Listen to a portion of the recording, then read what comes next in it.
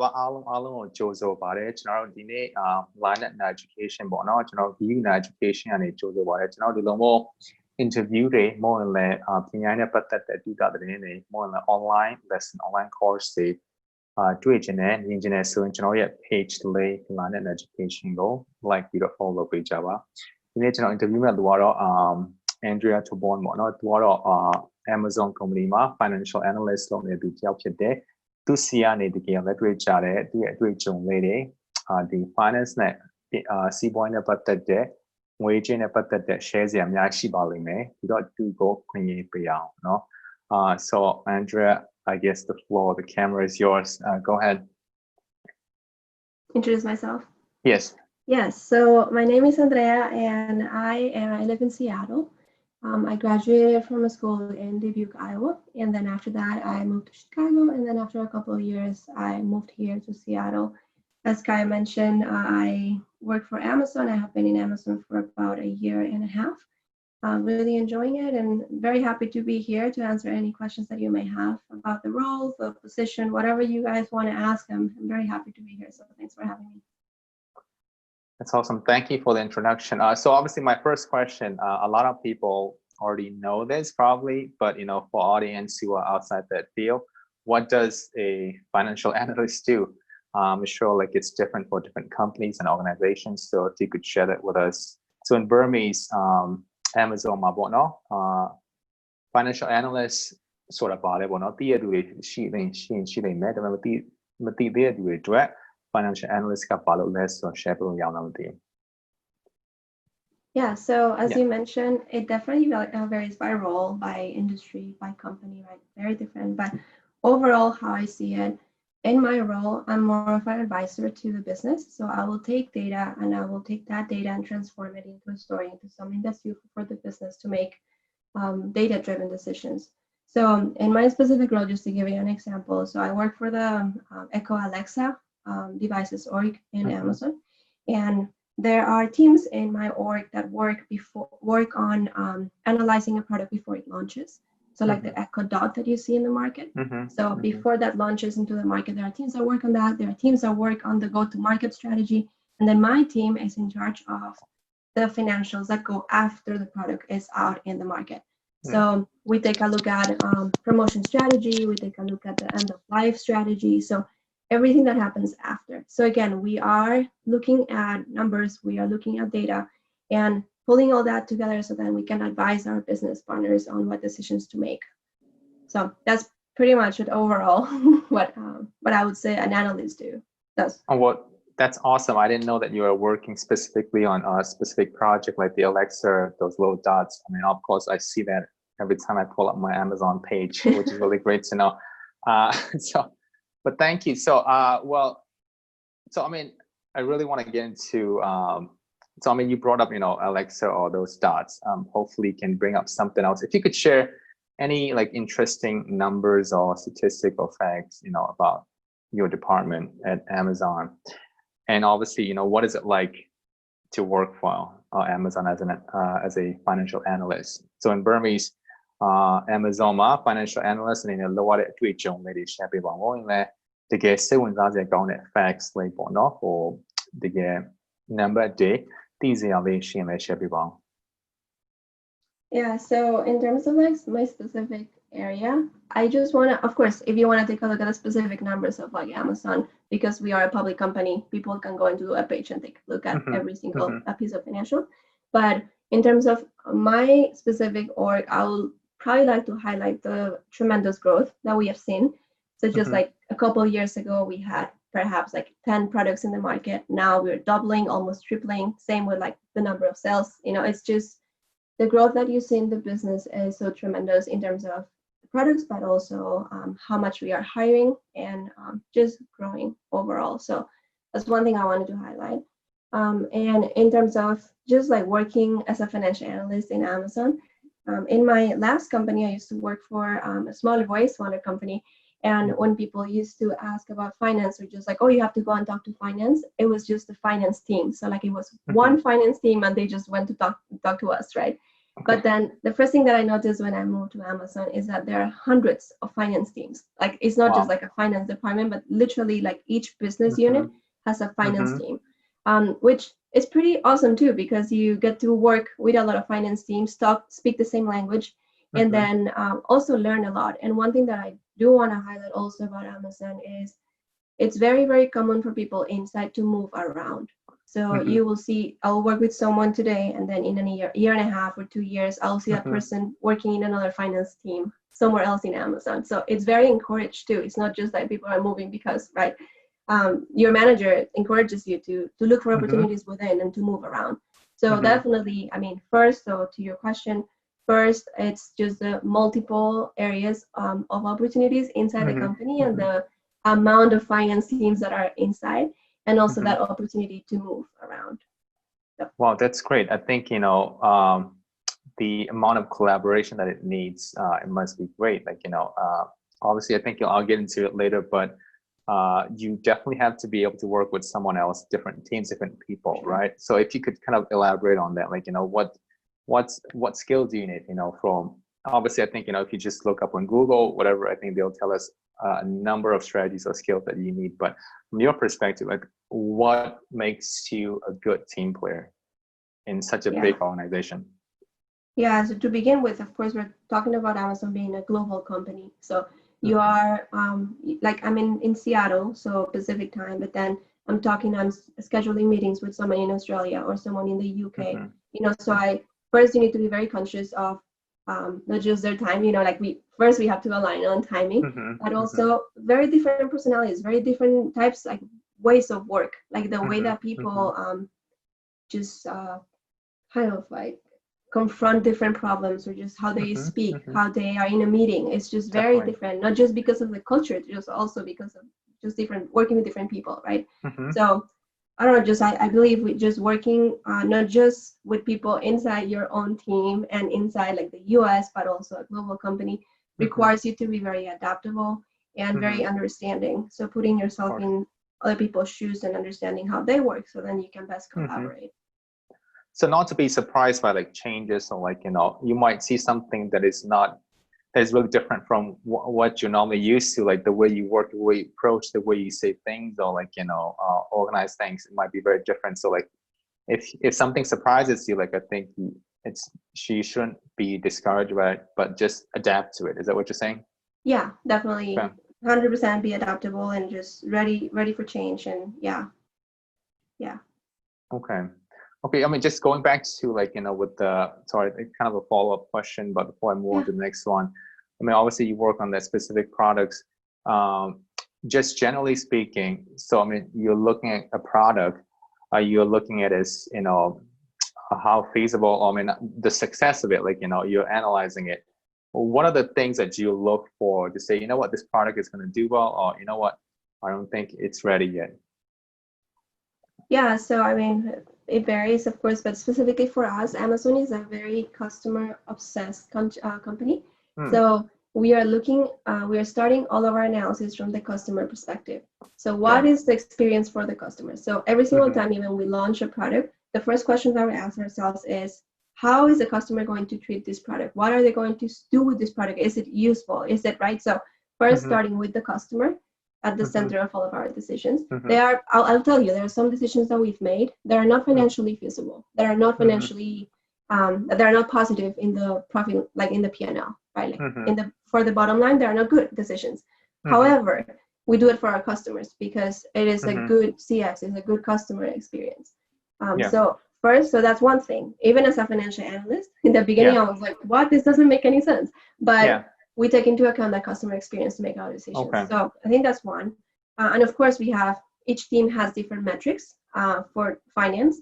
So, I mean, ROI, like there are just a lot of metrics that we take a look at, like specifically for our products, we want to get into people's homes. So we are looking at like metrics for like new to Alexa, new to devices, just overall like the percent of market that we have, right? Like it just varies, but just really important for us is to start from the customer and make a decision based on that. Definitely. I kind of touched on that issue with itself as well. I think, you really have to know people. Like obviously you're selling product to people. So, what they're telling you or what they're thinking about it, or whether will they be able to use it, is it going to be easy for them? It's going to be very important for sure. Thank you. So my next question, what are the requirements, to be an applicant, or like, what are the interview process briefly? So in Burmese, Amazon မှာပေါ့နော် အလို financial analyst အနေနဲ့အလုပ်လုပ်ချင်တယ်ဆိုရင်ဘယ်လိုပြင်ဆင်ရမလဲ Oh wow, that was a quick translation. Oh, yeah, sorry. Yeah, very good. So one big misconception that I actually had when I first joined was, oh, they always take just like the applicants that are coming from top schools or top companies. Like that's definitely not true. I mean, look at me, right? So they are definitely looking for someone that can bring the experience more than anything, not so much the education. Like I don't have an MBA, I don't have a master's degree, but that doesn't stop me from working in positions that other people may have a master's degree, right? So that's not something that they look at as you must have it. But definitely the experience. One thing that they are looking at every single time we make a hiring decision is that person going to raise the bar of at least a half or higher of the people that are already in the company. So always looking for someone that will come in and raise that bar that we have.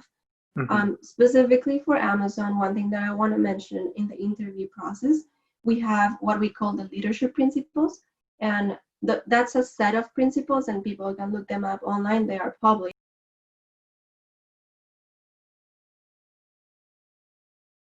And those principles are not rules, but literally principles that we abide on, and not just when we interview people, but also like day to day when we work.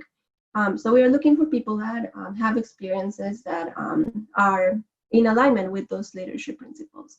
So definitely, if someone is interested to apply, that will be the first step that I'll encourage someone to apply when going to Amazon. Just go online and take a look at the leadership principles. And as you read each of them, try to think of experiences in your work that where you have experienced that, where you have be a representation of that leadership principle.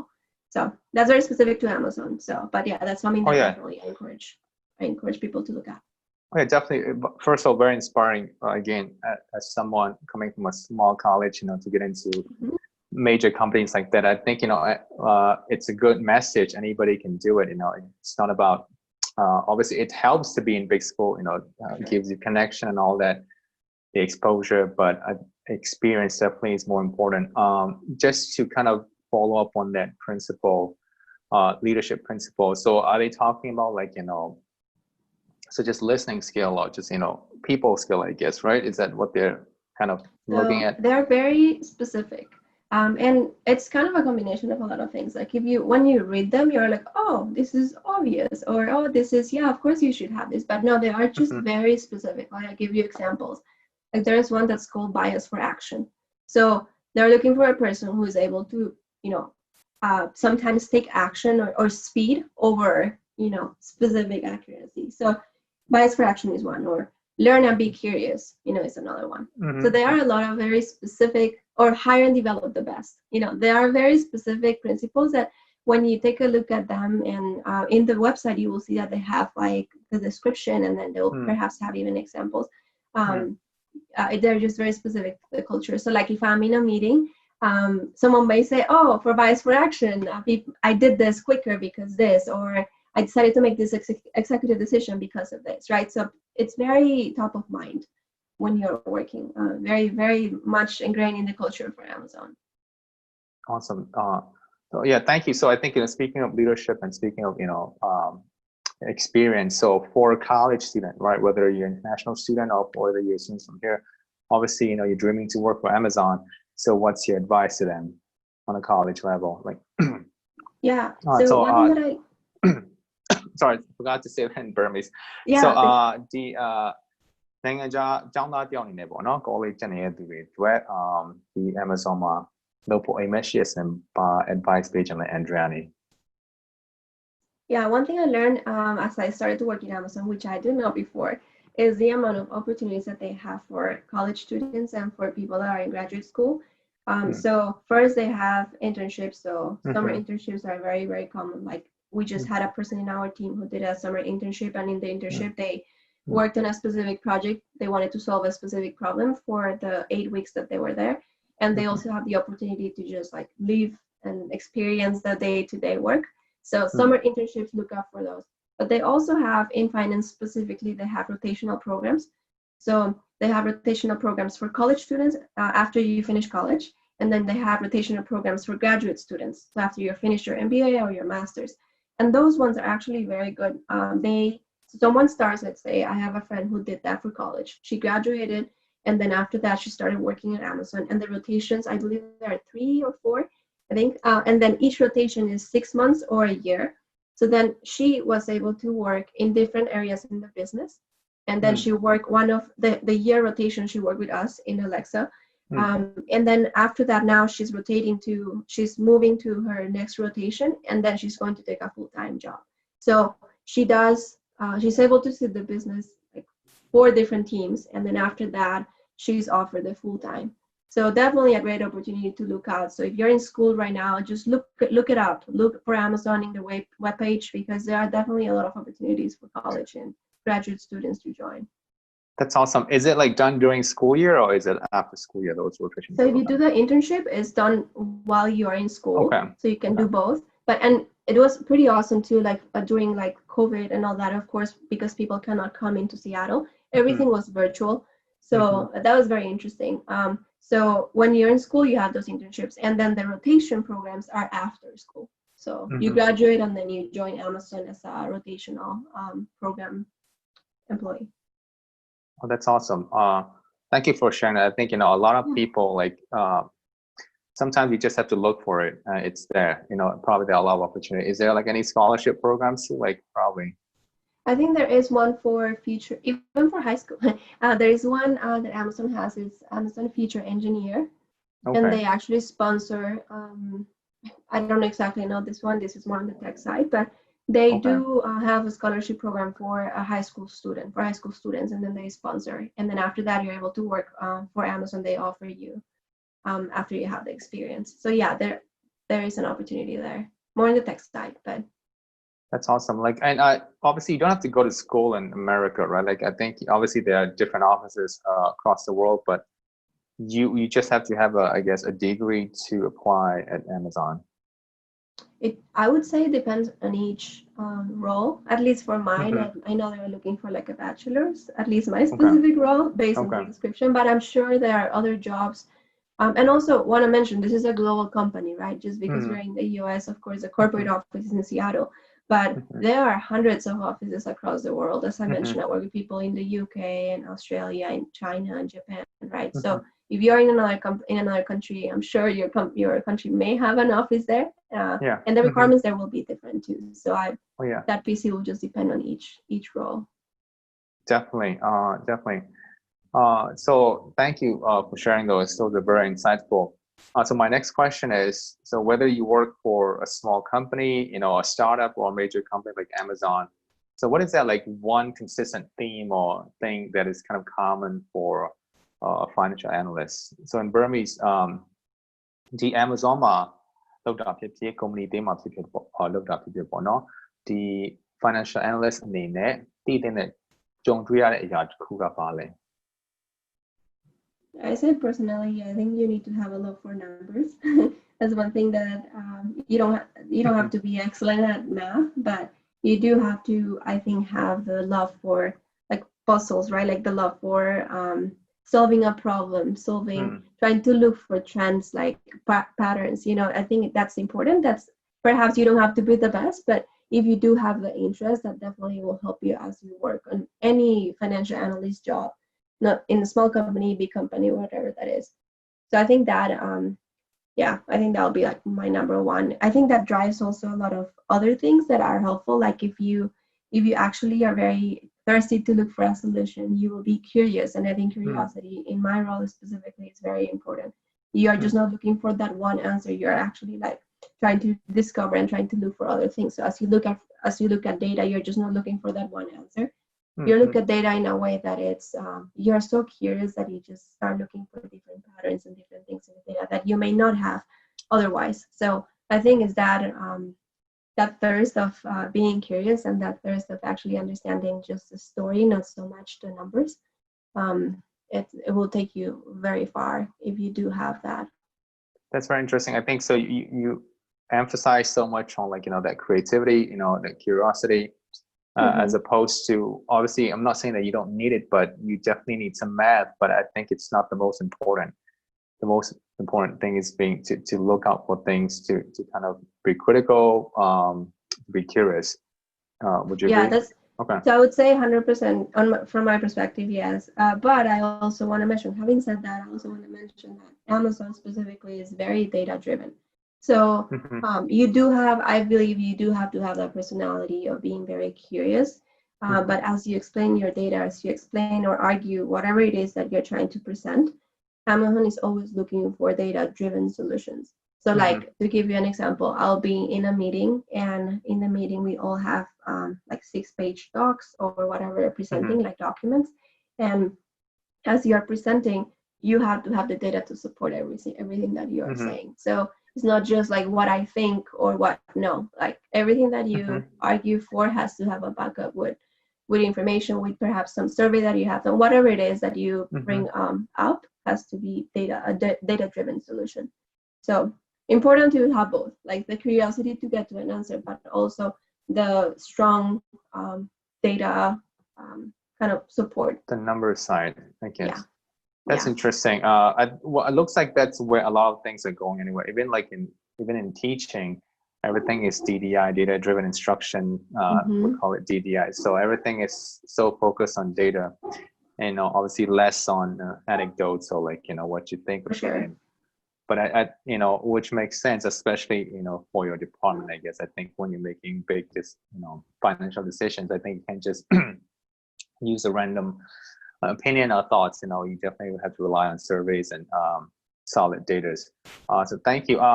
So like obviously following that, my next question would be, since you've been very successful, what I want to ask is, what is that one skill, or I would say habit, that has been consistently useful and helpful to you, just from college, from high school, college to Amazon? So in Burmese, Andrea အတွက်ပေါ့နော်ငယ်စဉ်ကတည်းကအခုထိတကယ်အသုံးဝင်တဲ့အကျင့်ပေါ့ရင် skill တစ်ခုဆိုရင်ဘာဖြစ်မလဲ? Well, first, thank you for that question. That's so nice of you to say. I definitely have a very long way to go to be successful, as you're mentioning. But I think one thing that has helped me throughout, not just in the company, but as I moved, I'm from Colombia, so as I moved from Colombia to the US, and then of course moving from the east side to like the Midwest, I guess, to the Pacific Northwest, I think it's just the ability to embrace change. I think just, again, as I mentioned before, being adaptable has been something that has been key for my career. Just being ready to pivot and just make changes as they come. In my specific role right now, my team, as I mentioned, is Alexa, and we are a very fast-paced team. So I will go into my job, like before when I was in my last company, I will go in and I will know exactly what I was going to do that day or that week. Like my schedule was very organized. But then now in my new team, I'll get in and I get meeting invites for the same day. Or I have a set schedule and then by noon things are different. Or I get a bunch of fire drills. My manager or my team will be asking me for things just on the spot, right? So you need to be ready, I think, specifically in this very fast-paced company, to embrace change and be okay with ambiguity and just be okay with understanding that things will not go as you plan. And sometimes you don't have all the resources, and very flexible. Sometimes you don't have all the resources to do, all the resources being like people or being time. Like sometimes you just don't have the time to explore every single option to come with like a perfect solution. But you need to be okay with that. You need to be okay with just do more with less, I guess. That's how I'll put it. So embracing change, being very flexible, being adaptable, I think that's one thing that has helped me throughout. Oh yeah, definitely. I think and I think you and I, we both went to the same college, and obviously both from different countries. I think it's not easy to adapt. I mean, I had a lot of cultural shock just coming, across and halfway around the world, which was really hard. So, I mean, I had my moments and experience, but I mean, you kind of touch on it too. So if you could elaborate on, I mean, what would you say to international students who kind of, who is going through that process? Yeah, so if a person is just coming to the US, for example, if they're just landing and starting college, I would Yeah. say you will be different, and that's okay. Like Yeah. some people try to blend in, and which is okay too. I mean, I guess it's a personal decision, but you don't have Hmm. to. Like you Hmm. bring so much richness of culture and so much richness of your own experiences that is so Hmm. valuable Hmm. to enrich the diversity that is already here. So Hmm. that's my number one thing that I will say. Just don't try to blend in. Just take your diversity and your experiences as your own and Mm. go with them.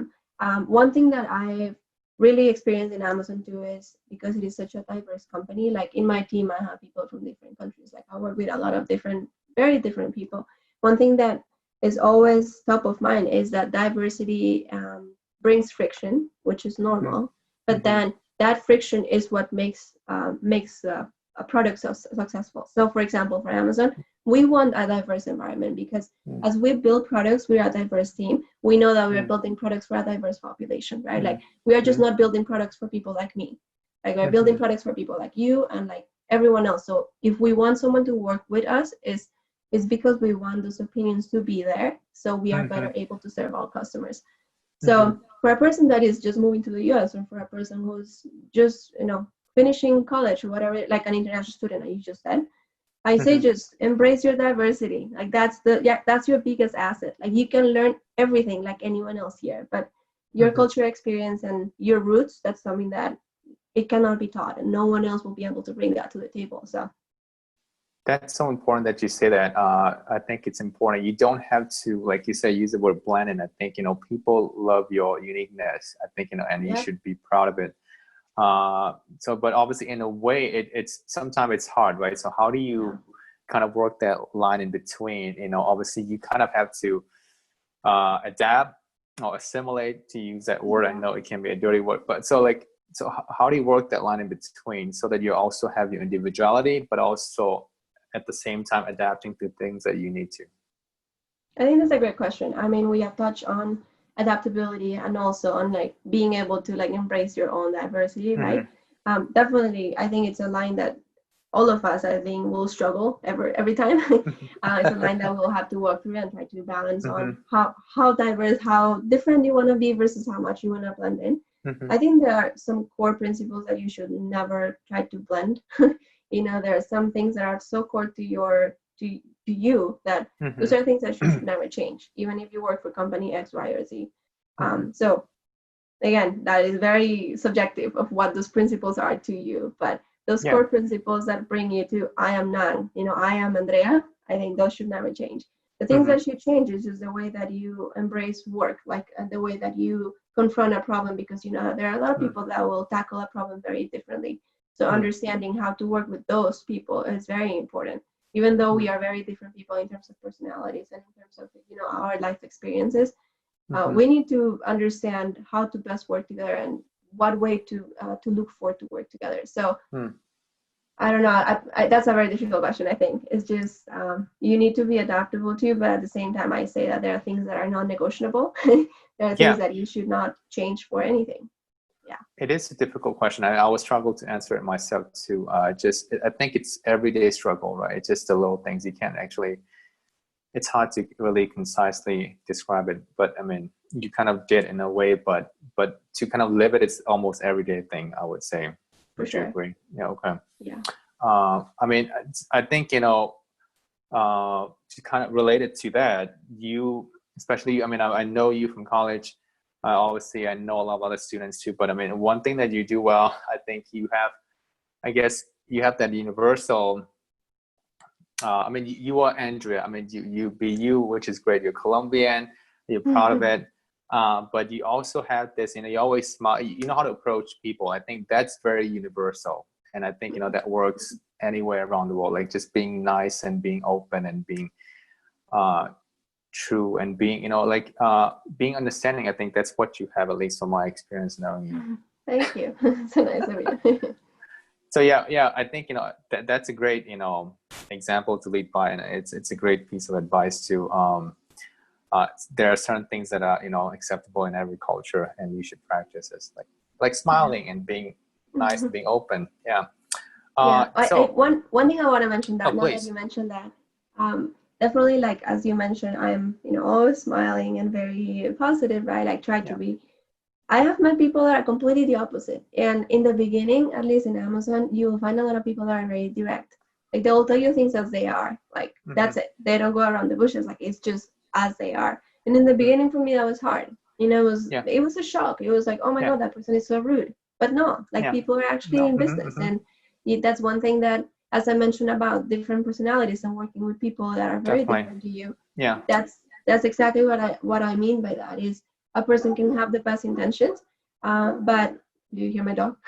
My dog is right there. Sorry Oh, about it's that. fine. Yeah. Okay. But as I was saying, so it could be that we have very different personalities, but at the very end, we both have the same goal. We are looking for the same.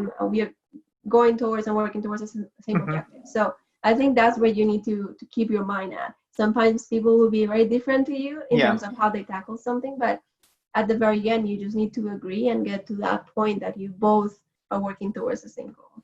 That's awesome. That's so important. I think obviously with different personality working together, at first it's going to be shocking, like you said, frictions. Yeah.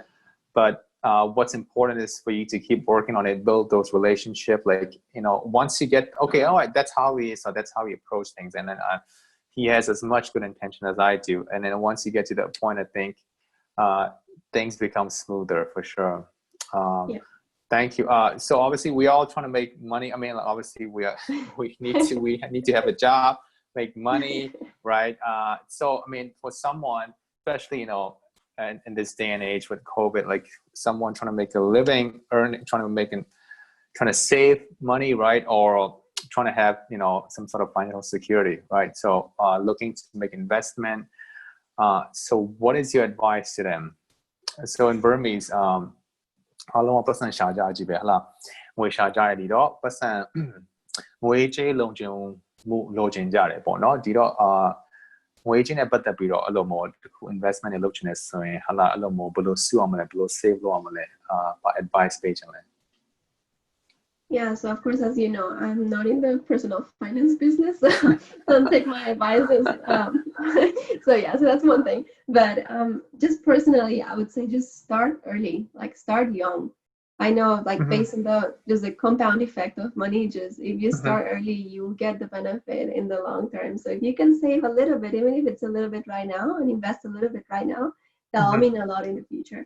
I'll also say that sometimes I see people looking at their finances as they first spend and then they save whatever is left.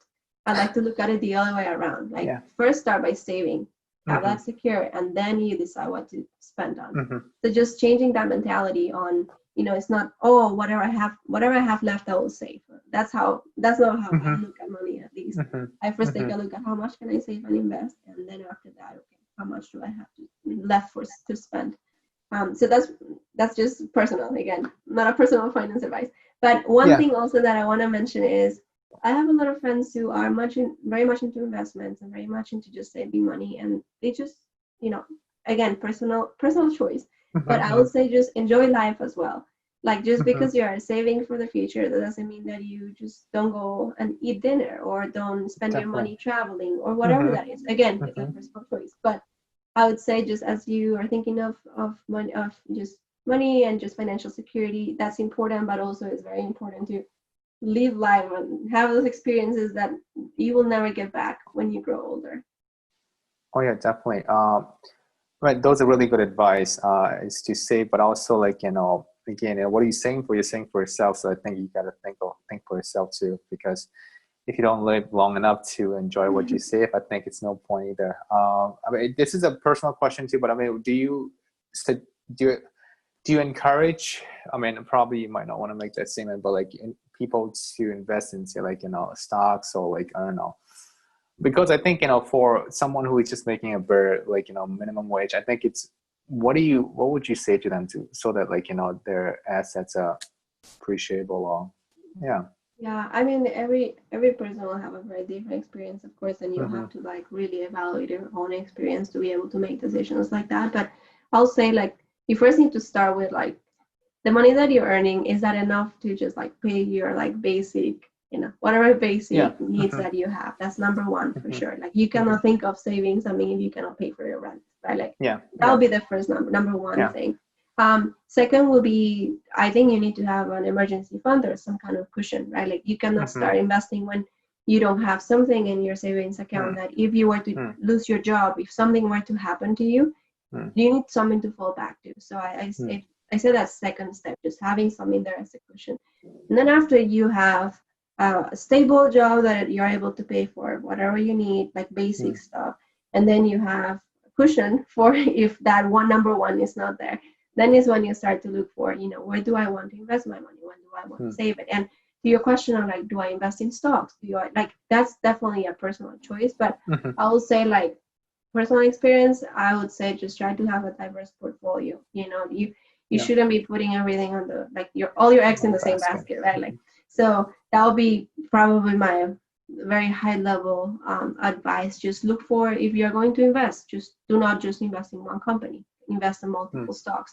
Hmm. Or if you're going to invest on something, just don't do maybe all the like the big market, like the big companies, just also do the Hmm. small ones or Hmm. international, right? Like try to diversify your portfolio. That will help you. And if you're younger, perhaps take more initiative to invest more, to be more risky in your investments because Hmm. you can afford to do that. When you Hmm. get older, you cannot afford to be as risky with your investments just Hmm. because Hmm. of the risk, right? But so I don't know. I know it's very high level, but I think you Yeah. need to think of your money in steps. Like, do I have the basic? Do I have a cushion? Can I invest? And then where do I invest? And Hmm. then move from there. It's so important that you mentioned that. I mean, it's somewhat very revealing to me because you're not, discouraging people from, investing, but saying, what, just make sure you have your basic, the fundamental needs covered, right? Have your emergency fund, pay the bills, insurance, all that. And then if you have the extra, like, then make the saving or make the investment, I think, which is very important. I think a lot of people want to jump ahead and, I guess, get rich, a quick scheme. But I don't think there's a shortcut to anything, but Yeah, it's kind of like you say, it should add up. Like, it takes time and process. for sure. Yeah. And if you Uh, can just start small, you don't have to. A lot of people are like, oh, I just don't have enough money to like invest or whatever it is. Like, you may have just like start very small. Maybe instead of going out and buying X thing, spend that little money that you have and save mhm, it, right? Like, you just don't have mhm. to make these big, huge decisions to make an investment. It can be the Yeah, very small thing that you do yeah. every month, and that compounds over time, and that definitely helps in the long run. Buy what you need on Amazon, not something that Yeah, you buy don't in need. Amazon.com. Only what you need, though. Not. just the Echo Dot. That's it. uh, Right. but I love Amazon. I do want to say, I also have Amazon Prime. I don't have Netflix actually, so I only have Amazon Prime. Oh, So hey, go it's Amazon. actually good. Prime Video, yeah. Yeah, the shows are nice. Actually, I do. I haven't watched in a while, but I think they do a good job. Yeah, At, I agree. I know they're trying to get into music too, right? Looks like I've been trying to. They tell me that I could. It comes with the music. It's Hmm. like the Apple, the music store, but I've been having having a hard time trying to connect it to my music store or trying to play music using my Amazon Prime. But like I'll figure it out. Anyway, but thank you. So I would say, final thoughts, motivation. You're really maybe like a mantra that you live by, or like really funny story like that you want to share that's really genuine, funny, but also inspiring. I don't know about a funny story. No, I would just say overall, as I mentioned before, you do not have to be in a big school. You do not have to be in a big company to be able to work for Mm-hmm. Amazon or like one of these tech companies. Like that's definitely not a requirement. I will definitely tell you it's not easy. It's not like applying to any company. Like the interview Mm-hmm. process is lengthy. You are competing against a lot of very bright people, and even when you come in, I used to think of myself like a high achiever. You know, I like to work, but Yes, you then are. Yeah. you can, but then I get into Amazon and everyone is like that. Yeah. Like, you know, you are, if you are competing for a promotion, everyone in your same level is like you or better. Yeah. Yeah. So you have to be ready for that. And it's not easy, as I said. Like, you getting in is not easy, and then of course once you're in, it's also not easy. You are literally like constantly competing against other people. It's not like other companies that I have worked at that are just, you know, you get the job and then you get your work done and you're out, 9 to 5, you're done. No, like Amazon is a very challenging environment for sure. So I would say it's not easy, but it's not impossible. You know, you don't need to have A, B, C requirements to work there. So I would just encourage people to look for positions online, talk to friends. If you know someone in LinkedIn, perhaps it's not your first connection, but it's your second connection. Ask for an introduction. Yeah. Just work on those connections. I think that'll be very important. If you have someone that refers you, that's definitely easier to try to get an interview in the company. But yeah, just keep the good work, and and it's Awesome. not impossible. Yeah. I mean, it's good that you brought up LinkedIn too. I think I have not been using LinkedIn obviously for a while, but I think it's so important. I mean, now that I have been interviewing people, at least, even from the like small experience, I realized that, LinkedIn is so useful. Like, it just tells me everything that they have done. Like, it's almost like a resume. It's great. Like, it's almost like just going off to their website. For sure. And so I think we should definitely make more use of, LinkedIn, especially, if you have a great resume. Thank you so much. I appreciate it. I want to say that again and again, so that I do want you to understand that I am sincerely thankful. Muchas gracias for doing this. I hope to see you soon. I really want to visit, and I keep telling Raj that I would visit. I have never been to Seattle, so I would love to go there. Thanks so much for connecting me, and also, for this. I really appreciate it. I hope it's helpful for whoever is watching. And definitely happy to be of any help. Let me know if you have any other questions. I'm happy to answer them. Okay, anyway, thank you, Andrea. Yes. So good luck with everything. Happy Saturday. Be safe. Hope to see you soon. All right. Yeah, me too. Please call if you come anytime. Definitely. Que tenga buen día. Very good. Okay. Bye-bye. Bye-bye.